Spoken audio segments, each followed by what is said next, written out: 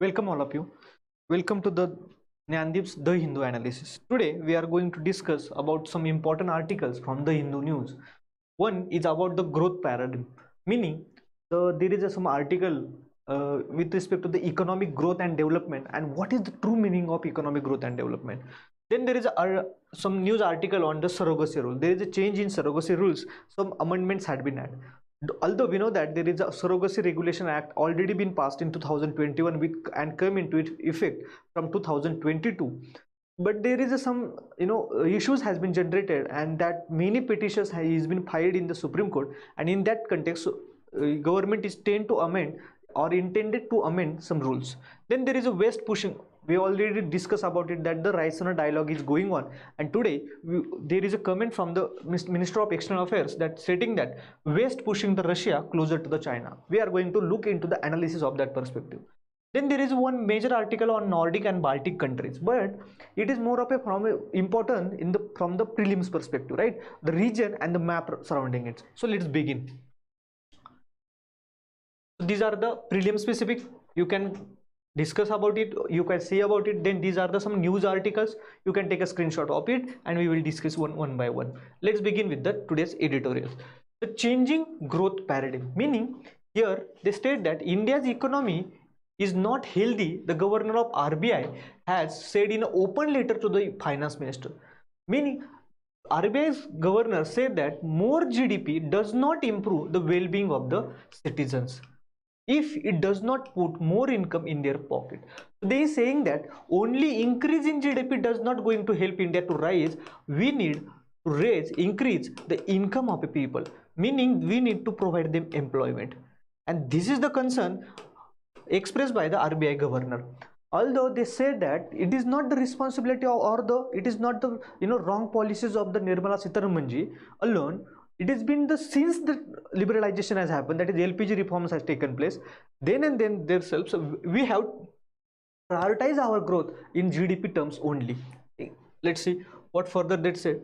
GDP growth has become the dominant feature of health of all economies. There is also PYQ on this question. Is the GDP only the measure of economic growth, or is it the inclusive growth which should be focused upon?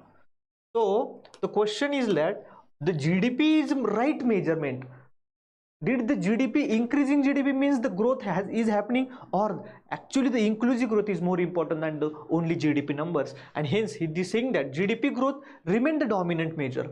The dominant paradigm is first increase the size of the pie before its redistribution. Though we know that our priority is that increase the economic growth and then talks about its redistribution among the different sections of the society.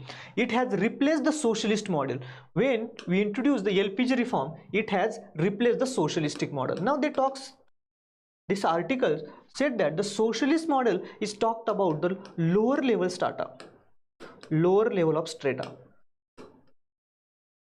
Let's see, which were concerned with the conditions at the bottom. Conditions at the bottom meaning last mile people who are at the bottom of the pyramid. Economists do not agree on how well-being of citizens should be measured. Though there is a difference of opinion between different economists, one might say that the GDP is important and there will be trickle down of effect. One might say that the more of inclusive growth is more important. One might say that we should start developing manufacturing or industry sector that will generate that automatically that will automatically generate the employment and hence the well-being of the people. One might say that we need to contribute from the state or the state-led PUC. So there is a difference of opinions among the different economists with respect to the well-being of the citizen, how it can be measured, and what the best measure of the poverty, employment and adequate income are. But we still know what could be the best instrument, though there is a multidimensional poverty index which talks about, if we talked about the multidimensional poverty index in India, it talks about the 12 indicators divided into 3 parts: health, education and standard of life or standard of living. So basis on these parameters we are attempting to measure the poverty, but we already seen that there are number of committees has been formed and different committee has taken a different criteria for the measurement of a poverty. Also in the case of employment and income, the same thing, we do not know how to measure it. India is becoming one of the most unequal countries in the world. because of this flawed economic progress, model of economic progress, rising inequality is in India is very much rising, because after LPG reforms, liberalization reforms, there is an increase in income of rich people, but there is also increase in income of a poor people. But the way richer has become richer is much faster rate than the poorer becomes richer. Meaning, understand this. Now, what is the inequality? It is like that the richer are becoming richer, poorer are also becoming richer. So this is the straight line, right? So this is the straight line. So poorer are also becoming the richer, but richer are becoming much faster rate than the poor, resulting into this gap is increasing. This gap is continue to the increase. So it resulted into the inequality. So this inequality is a direct threat to the inclusive growth.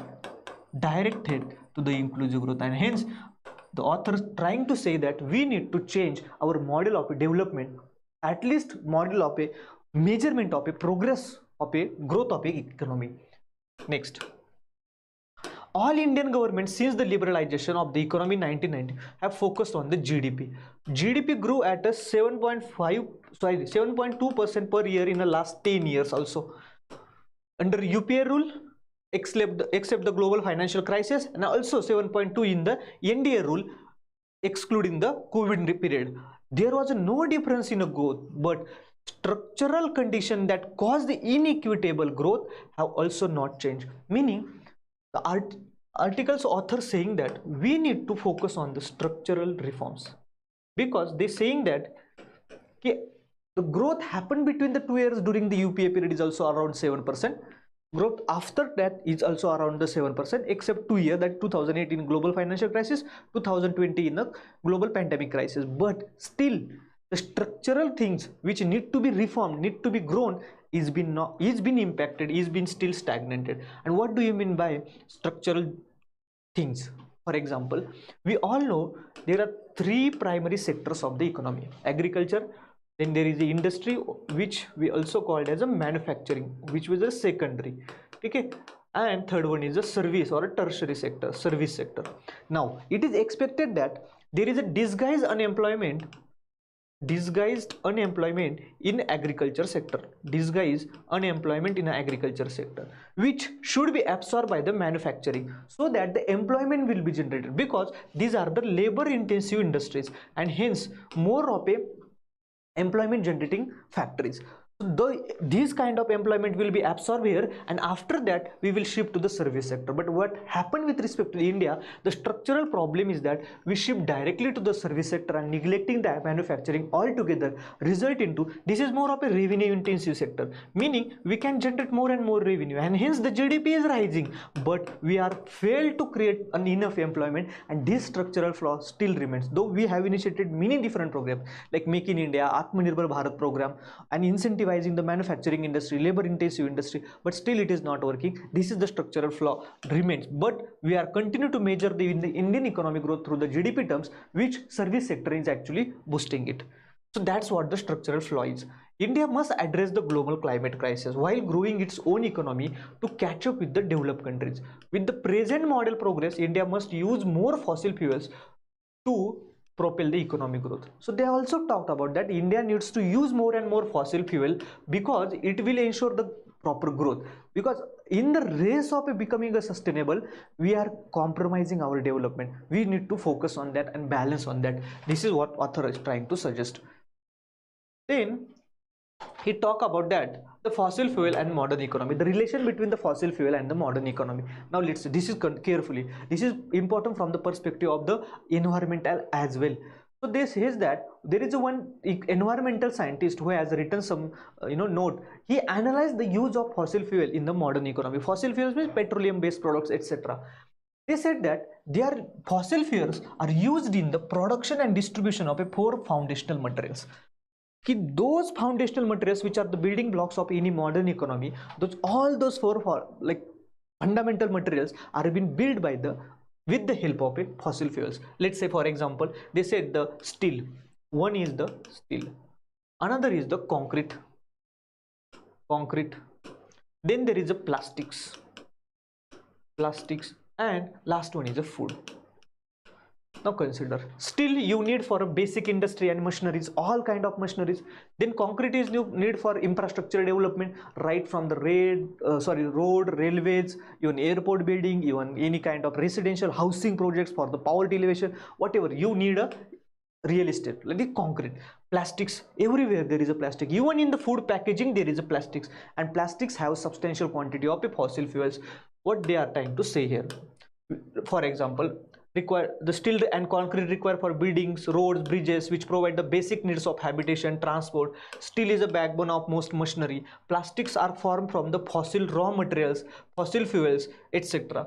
And even the food is the most fundamental need for human survival, more fundamental than the steel, concrete, etc. So food is a more fundamental than other three, and still we need food, fossil fuels for the food carry, for food transportation. Nowadays a modern home delivery services, etc., digital communication services, etc. The fossil fuel based solutions have become integral for increasing the scale of a food production and distribution system and hence they are saying that the fossil fuel becomes the backbone of even food industry as well, in terms of a distribution and production system to meet the needs of a human population on this planet, which has increased in the last 100 years. So they are saying that in last 100 years there is an increase the need of a population, because the population has been increased right from the around 2 billion to the 8 billion alone in 1.4 billion alone in India. Fertilizers are also, which are the backbone of the food industry, like this, through the agriculture, include some fossil fuels. Plastics used for them for the global supply chain also. So we need the purely organic farmer. What they are saying that we completely neglected the industrial part. What we need to focus on right now is the agriculture, because agriculture versus services and urbanization versus and rural versus urbanization. So agriculture versus services and rural area versus urban area. What happened actually? So there is a migration from the agriculture to the service sector, or the for that matter the industrial sector, manufacturing sector, but we are failed to develop the manufacturing sector at a much faster rate, resulted into increase in unemployment. At the same time, there is a migration from the rural to the urban sector, but we are failed to develop urbanization sector, urban development at a pace required according to the GDP growth, resulted into there is a marginalization of poor, there is a lack of rural development, and hence they talks about the same thing. So they saying finally that we need a local solutions, meaning system science reveals that the local system solutions, cooperatives, communication in the villages and towns are the way to solve global systemic problems like climate change, unequal growth, etc. This was the Gandhian solution. They talks about here way forward. What is the way forward in this? India's economic and social progress, which was set to adopt a modern Western solution for development since 64% of Indian citizens live in a rural areas. 64%, 36% in China, and 70% in United States. Very small population live in these two countries in a rural area, but India's 64 population live in a rural area, and we neglected it thoroughly just because we need to focus on industrial development. Rather than trying to catch up with the rich countries on their historical development paths, India should take advantage of its present realities. And its present reality is what? Rural development is the present reality. And hence they are trying to conclude that Indian policymakers must free themselves from the Western dominated theories of economics. And hence they wanted to say that we need to adopt our own theories of economics, and we should free ourselves from the Western dominated economies. These are the cause of global problems, not solution. The time has come to the go back to the old solution, rural Bharat, and that's what the solution is. Rural Bharat. Rural Bharat can be university for the world, producing innovation, institution and policies for the inclusive and sustainable growth. So hence, to achieve inclusive and sustainable growth, we need to focus on the rural Bharat. Very much good initiative, very much good article on it, and hence the comprehensive question can be addressed from here, which I have talked in the very first time. Next, there is another article on the NB8 visit to India, focuses on the cooperation and the trust. What do you mean by ND8? NB8. NB8 means Nordic and Baltic countries. There are total 8 Nordic and Baltic countries. It talks about the some kind of cooperation that needed with respect to India. First is the map, which is actually the important from the prelims perspective. These are the Nordic countries, right? So let's say first one is a Denmark. This is the here is a Denmark, and even the Greenland is also part of a Denmark. So this island is a part of a Denmark. So there is a Denmark first. Then second there is a Finland. So there is a Finland. Now why Finland is news? Because Finland is recently acceded to the attempting to the accede to the NATO. So there is an increasing threat from the Russia's invasion. Hence Finland is also news. Because this region is very much in news, it becomes a hot priority topic or hot priority region for the UPSC prelims from the mapping perspective. Then there is a Sweden. Then there is a Norway, 4 number. Then we know that there is a Iceland, 5th number. So these are the 5 Nordic countries. Besides this, there is a 3 islands which comes under these, like for example Faroe Island, Green Island, etc. So these are the 5 Nordic countries. And now we have to see the Baltic countries. So these 3 are the Baltic countries: Estonia, Latvia and Lithuania. So these are 3 are the Baltic countries. Now question can be asked, what are the NB8 countries? Or another question can be, what are the different countries that surround the Baltic Sea? So definitely these 3 countries are surrounding the Baltic Sea. Then another is the Russia. How can Russia is surrounding it? Russia's small patch of land, that is Kaliningrad, here located. So this can be a Russia. So then there is a Poland, then there is a Germany, then there is a Denmark, then Sweden, here is a Finland. So all these are the countries surrounding the Baltic Sea. And we also need to look at the cities like Copenhagen, then Kattegat, right? So there is a Gulf of Finland, Gulf of Bothnia, Gulf of Riga, etc. These are the, and if we talks about this island, so which is a part of a more of a Finland, so it is a part of a Nordic country. So this is how the geography should be understood, map from the mapping perspective. I have already given into it. Now let's say the talks about the what actually this article is trying to say. This article saying that in this year Raisina dialogue is in the New Delhi is happening, and where the representative from these NB8 countries are came, and they said that we are together representing the 8 countries and we want to have more cooperation with the Indians. Our message is clear. In times of turmoil and the conflict, world needs more trust, dialogue and cooperation. 3 things are important. Trust, dialogue means communication, and cooperation. You can use these statements. Actually, there will be less likely chances that the question will be asked on the India and Nordic countries relation, but here are very many important and good statements that you can use in your other answers as well. Like this statement: in these times of a turmoil and the crisis and conflicts, we need the build trust, dialogue and cooperation. Let us join the forces to protect and defend the peace and stability. We need to protect and defend it, to oppose the aggression, to maintain the rule-based order and strengthen a world economy based on a free trade, sustainability and long-term partnership. Just make it right down. You can use it here in any context. Even if question on India, US, India, Russia, India, China, anywhere, Indo-Pacific, whatever kind of question asked in the IR, you can write this information as it is, irrespective of any country.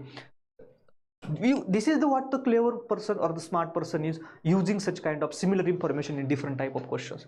We represent the government of 8 countries. These are the 8 countries. We linked geographically, socially, historical, etc. Taken together, now there is a significance of these countries. What is the size?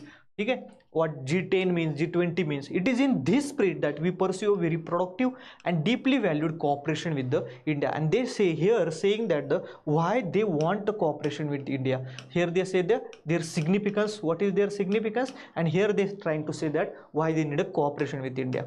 Then diverse links with India. They talks about some historical perspective in terms of relation between these Nordic countries and India in terms of health, maritime trade, education, intellectual property rights, new technology, space cooperation, artificial intelligence, etc. Even in the tourism.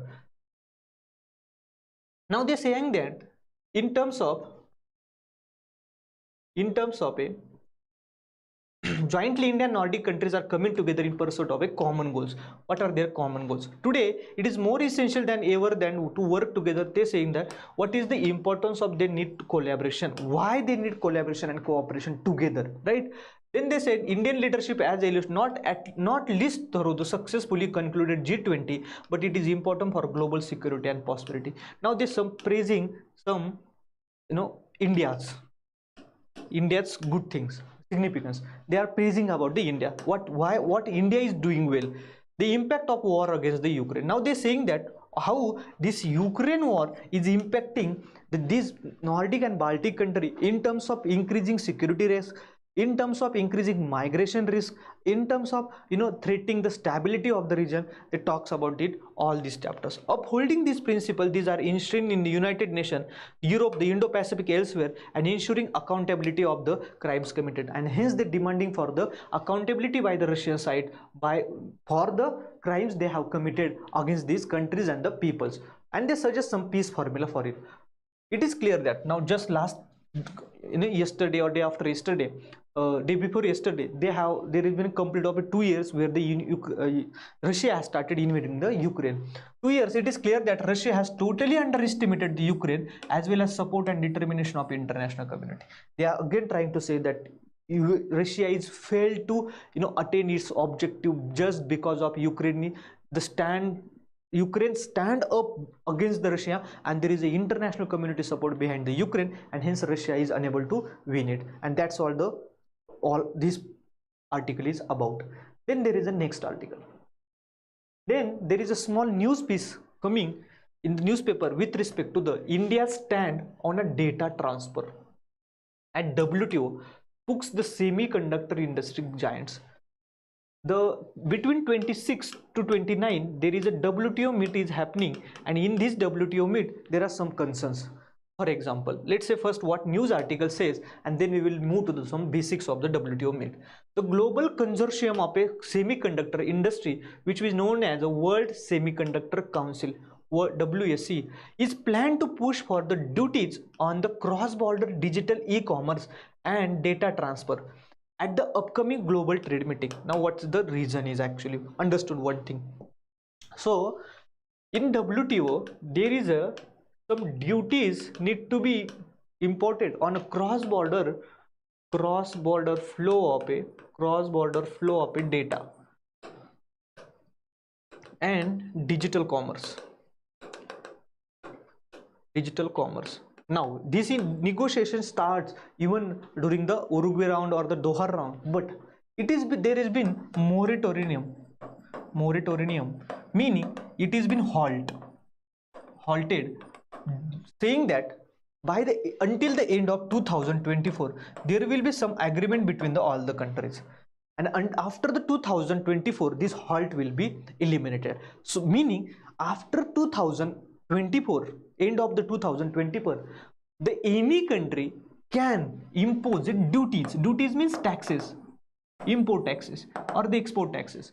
Any country can impose a duty on any kind of transaction happen due to the cross-border flow of data, or for that matter digital e-commerce internationally. Now these are the giants of the semiconductor industry who did not wanted this semiconductor data to be charged, otherwise the semiconductor industry will be in a breakdown situation, and hence they wanted this moratorium to be continue on forward. But developing countries like India and Indonesia, South Africa, they did not want it. They are opposing it, saying that this moratorium will be eliminated so that we can impose the duties.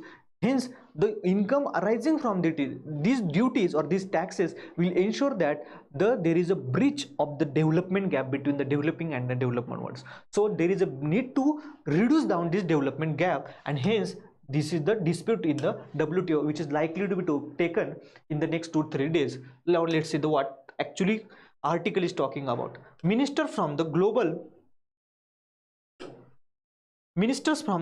across the globe convening the at WTO meeting in the Abu Dhabi. So UAE मध्ये meeting होणार आहे, right? So Dubai मध्ये. Early next week tried to discuss the several trade relations, including the extending of moratorium in the 1998 मध्ये ते moratorium ठेवला होता त्याच्याबद्दल, on applying on a duties on electronic transmission, developing a nation by the developing nation like India, South Africa, Indonesia are set to oppose these efforts, which we have talked about. The moratorium collapse would mean the tariffs on the digital e-commerce and number of a transfer of a cheap design data. Now here the concern for the semiconductor industry, that is the design data, that is semiconductor chip design data transfer, any kind of transfer happen with regard to it will be charged and tariffs will be imposed, which will result into the increasing their cost and hence the crisis. But they are saying that and this World Semiconductor Council is writing to the Prime Minister that we should talk about it, we should halt that, because there is a India has been incentivizing the $10 billion incentive package to boost this semiconductor industry, because India is recently started incentivizing the semiconductor industry under the Atmanirbhar Bharat initiative, where India wanted the Atmanirbhar or self-reliant in terms of a semiconductor manufacturing. So these are all things about it. Now let's say some basic about it. Okay? So first thing, India's semiconductor industry. What are the different initiatives taken by the government of India? First thing, production linked incentive scheme, PLI scheme घेतलेली आपण December 2023 मध्ये आलेली. त्याच्या under काय incentive for the financial incentive दिला जातो की किती प्रोडक्शन झालं, तुमचा किती सेल झाला त्याच्या बेसिसवर.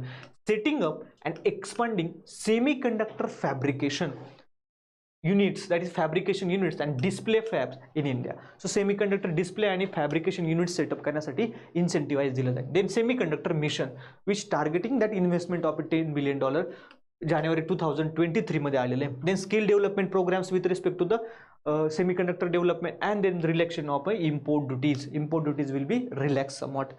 Then what is the connection with the meeting? India opposes this extending the moratorium. India opposing it. India did not was it happened to be continue after 2024. India argues that developing countries need to generate revenue from the digital economy. So this digital economy is now become a tool or the trade or substantial part of economic trade, international trade, and hence it needs to be charged so that the revenue will be generated by the developing countries, which are the resource deficient, which will help. The tax and digital services can help bridge the development gap between the developed and developing countries. Then this stance has been raised concern from the global semiconductor industry also. They argue that imposing duty on a cross-border data transfer and digital e-commerce could impact the cost and efficiency of a chip design and manufacturing. They are saying that if the countries start imposing the taxes and the duties on the transfer of a data and digital e-commerce, the semiconductor industry's cost of design, etc., will be raised and resulting into there will be the crisis in the semiconductor industry, which already in a crisis after the COVID-19 due to the supply chain disruption. So that's what the concern is about. Now let's see some basics about the WTO meeting, what happened it, and this is what actually prelims oriented. This will be asked in the prelims, so you need to be prepared. At least previous 3 meetings should be prepared. Now we have seen this that in 2023, that is 30th minister conference होणार आहे 26 to 29 मध्ये Abu Dhabi Dubai मध्ये किंवा UAE मध्ये, right.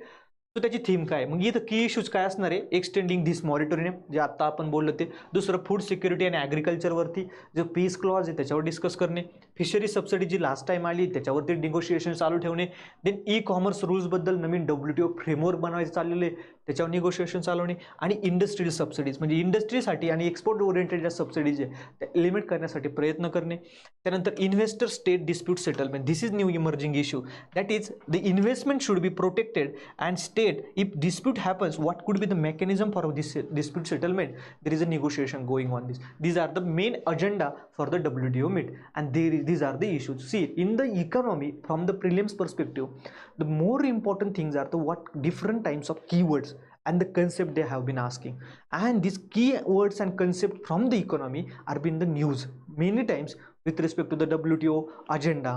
So what are, like, they have already been asked about the subsidies, they have already asked about the peace clause, etc. So you need to carefully look at this, what are the different provisions.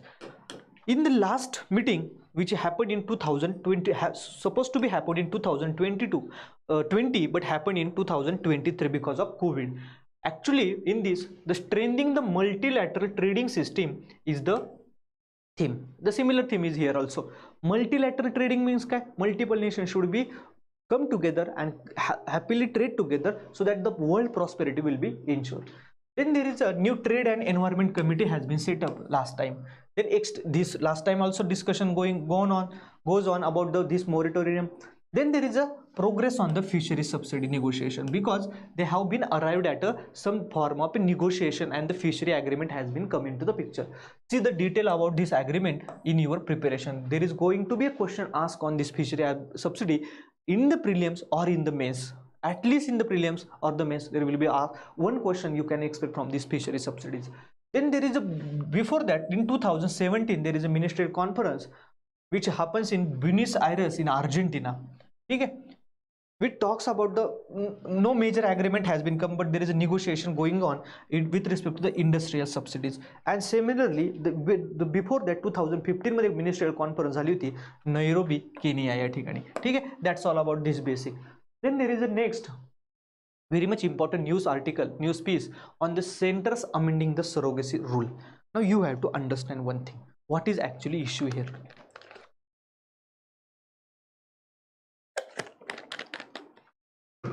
Government has come with the surrogacy laws, that is regulation of a surrogacy law in 2021, under which, what do you mean by surrogacy? Let's suppose there are two parents, one is a male and female, or husband and wife, and one of them either scientifically infertile in any way or not in a situation to have a healthy baby. This needs to be certified. Then they can have a surrogate mother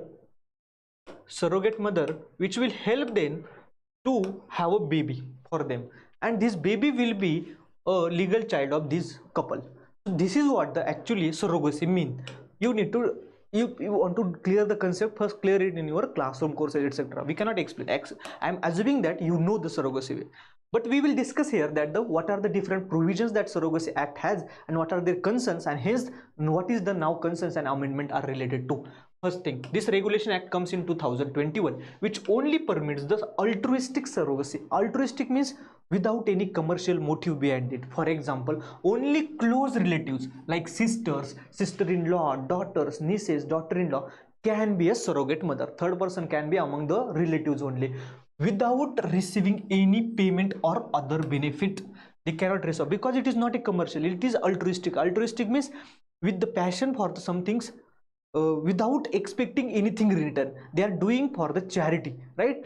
In terms of reasonable compensation for potential loss of earning, but they can give some, compensation with respect to what are the medical expenses, what could be the potential loss of earnings in the employment, like caused due to this surrogacy. They can give such expenses, but they cannot brought the surrogate mother.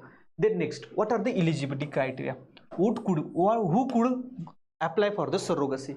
Married Indian man and woman between the age of 20 to 50 years.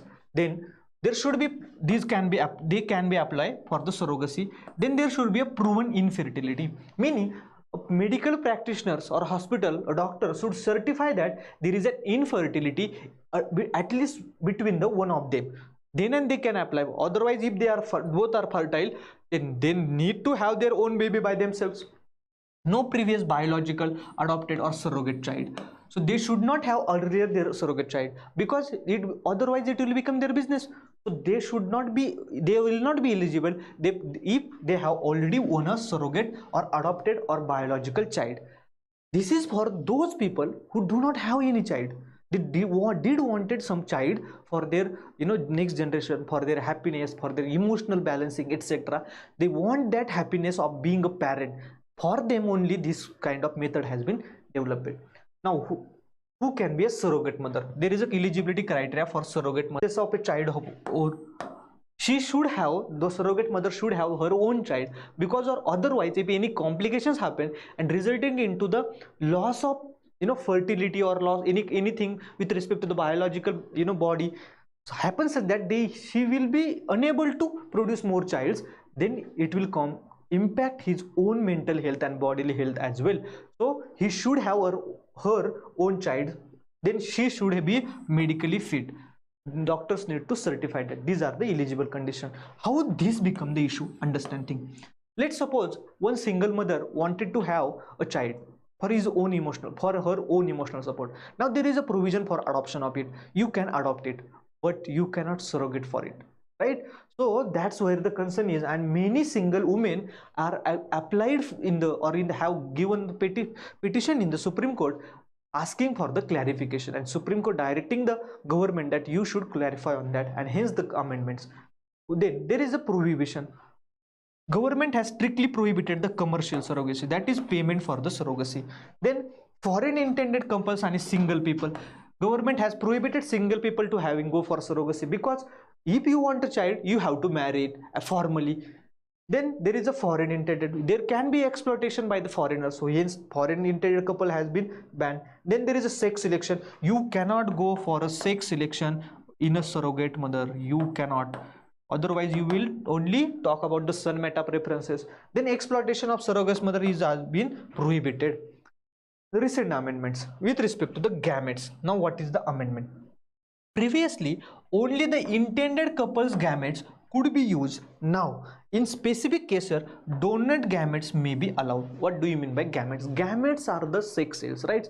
In the man there is a sperms, in the woman there is a egg cell, there is a fusion happen between them and the offspring is a produce. Simple.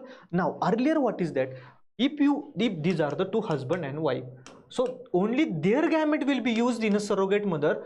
But now if there is any problem, the another donor's gamete can be used, and that what amendment is talk about.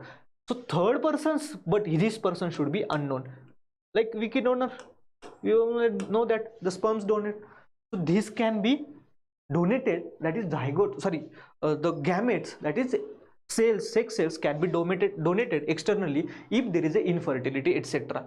What are the important provisions? First thing, there is a regulation and registration. The fertility clinics, surrogacy clinics, surrogate mothers, all couples had to be registered and regulated. There will be a medical supervision considering the surrogate mother at the center of a care. Then there will be a confidential agreement signed between all of them. Then there will be a counseling before and after the surrogacy, because it should be, and the cost should be borne by the intended couple. Then there will be insurance, if anything happen, the medical insurance should ensure be.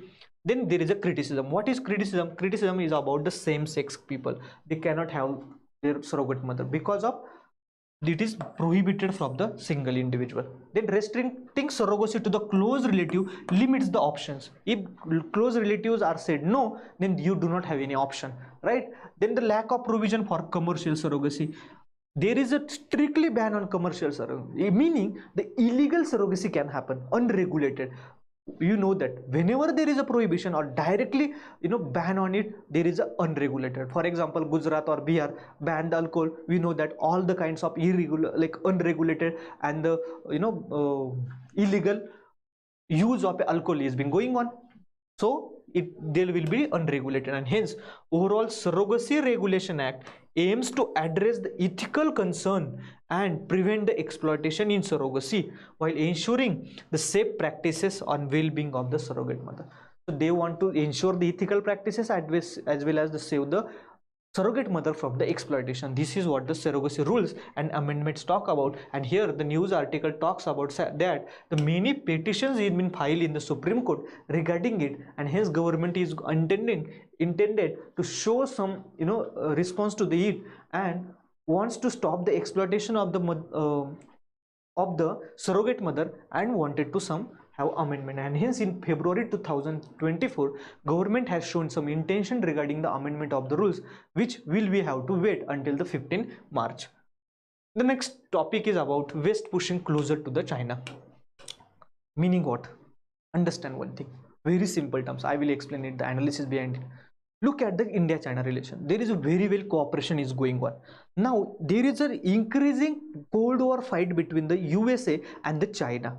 And China wanted India to stay out of it. No problem. India will stay out of it, because until the 2020 LAC crisis happened at the Ladakh, before that India was wanted to have a balanced relation between the USA and China. Understand this carefully. A very nice analysis. This is the USA, this is the China, and this is the India. Now India wanted to have a balanced relationship with the both until 2022 LAC crisis happened at Ladakh, that is the incursion by the China.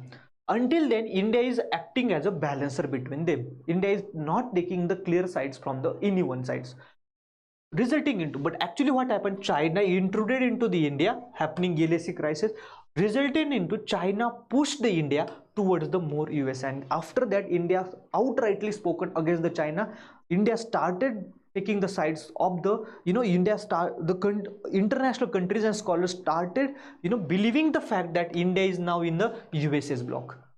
Because China has pushed India. Now China himself has pushed India into the another block, and now arguing that India is in this block, so we are going to fight with India. The same thing and the same analysis applies to the Russia as well.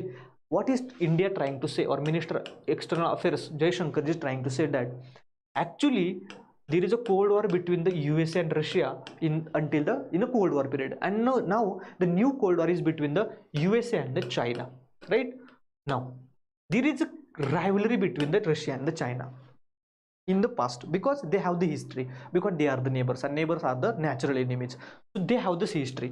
But the way USA has putting sanctions on the Russia, the way USA want to curtail the Russia is been not left with other option than the China. Only option that Russia is choosing is the China. Russia do not have any alternative right now, because there are many and many more sanctions imposed by the USA and the West into the Russia, so that to sustain Russia has to go close to the China, and indirectly, if it is willingly or unwillingly, Russia is going into the block of the China, resulting into more US sanctions on the Russia. This is very nice analysis, meaning they said that they wanted to be neutral part like India, but they are being forced by the West to come into. That is the what. Why are they doing this? Understand this thing very carefully. Why China is attempting to push India into the West bloc, and why USA is, or West is attempting to push Russia into the China bloc, because they wanted world to divide into blocks again, like Cold War. You can observe from the questions being asked by these Western journalists, which block you are in, meaning they wanted to divide the world in two parts, and the moment world is again divided into two parts, there is going to be a war, and war is beneficial for everyone except everyone. So hence this analysis. Then there is a next gray zone warfare, latest entry in lexicon. They talks about our CDS. It talks about the lexicon on the gray zone is the latest entry, because of what has happened in the South China Sea and what has happened along the northern borders. General Chauhan said gray zone warfare is a kind of military action below a particular threshold that would invite a response. Meaning what? Gray zone is what? So let's suppose there is a one country. Here is India and here is China, right? Now China, this is the border. Now China want to cross this border and give attention to the India unnecessarily, just inciting aggressiveness, right? But they do not want to escalate to such a level so that India will respond militarily, leading to war, right? Now they will remain calm, meaning in a white zone, right? If war has started, it is a black zone, but they are being aggressively pushing such that there will be a gray zone war. Gray zone war, meaning I will slap you only until you started reacting against it.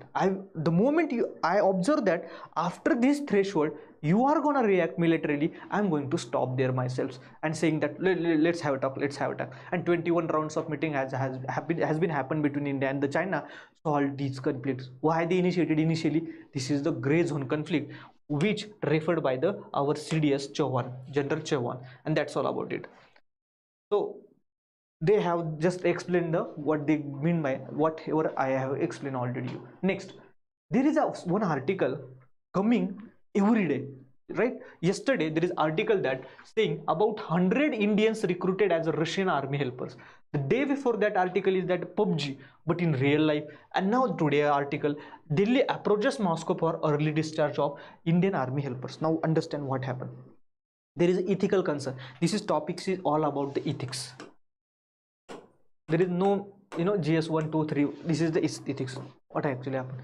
There are many people in India who is been thugged by this trading or this by international migration companies, traveling companies, and been sent to the Russia on the basis of the promise that they will get employment in the Russia.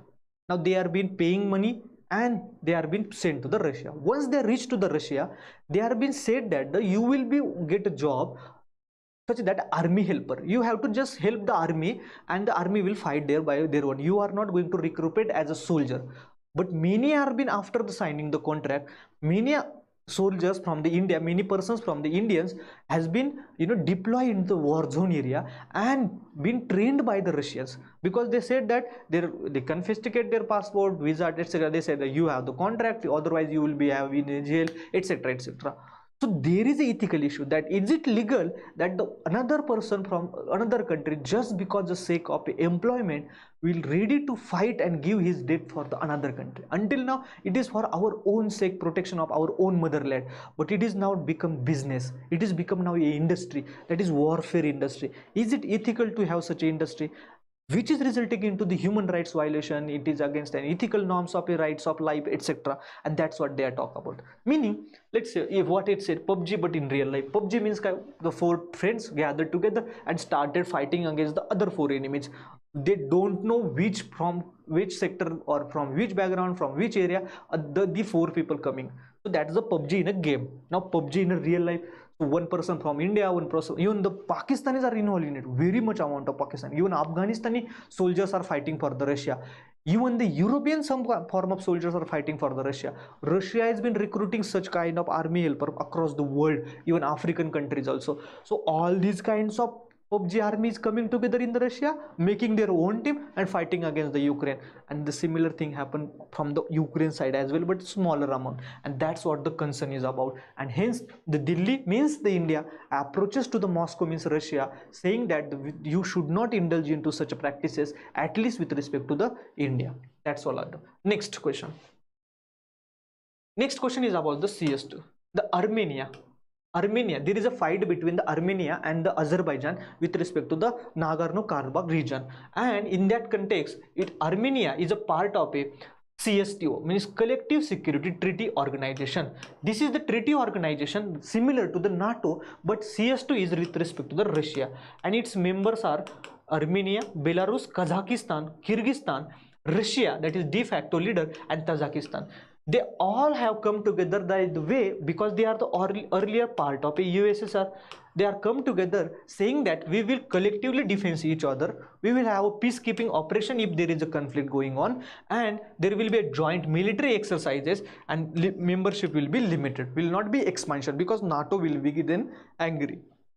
So what happened? Armenia has said that we will intend to have come out of the CS2, because we asked the Russia to help us and send the peacekeeping mission when the Azerbaijan has started war against me in the Nagorno-Karabakh region, but Russia did not have taken action on it, and hence we started, there is a disagreement started between these CSTO members. That's all about it. There is nothing in, just you go through the region mapping part. Then there is a ISRO Papa name one mission, which Papa means Plasma Analyzer Package for Aditya L1. We have recently sent Aditya L1 to study the sun's corona, etc., heat, cosmic ray, etc., to the sun. So you need to study all about that. So sun's corona study करायचा आहे आपल्याला, etc., coronal heating काय, solar wind काय, etc. Just remember the Papa, this is an instrument. So what is Aditya and coronal mass ejection, that can be asked in the prelims. You need to understand the coronal mass ejection. What do you mean by it? Okay. Then next topic is about, so there is a news article, meaning statement by, you need to just use it as an example, no need to deal with it thoroughly. One is that it is better to remain illiterate than the indulge in a ragging. So High Court saying that ragging is a bad habit. Instead of facing the ragging and indulging into the ragging, you should stay away from education. That will benefit you more, and hence the statement. Another saying that center allocates 20 crore to bail out the poor prisoners. We all know that what is going on. Many prisoners has been into jail just because they do not have enough amount of money to fund their bail amount, resulting into their trial is going on since the years, even the trial has been not started, just because court has denied the bail and they did not have power or the money to fund that bail. They have been in prisons for many years, they are not been convicted, there is no trial, etc. So under trial prisoners, what we call it, and this is against the humanity, this is against the ethics. So center is trying to help these people and ready to fund the amount of a bill so that these people will get out on a bill. Now you are saying that, let's suppose one person has committed a crime. Now that person is been jailed because government has filed a case against him for that crime. Now government himself are saying that we will fund your bill, you go out on a bill.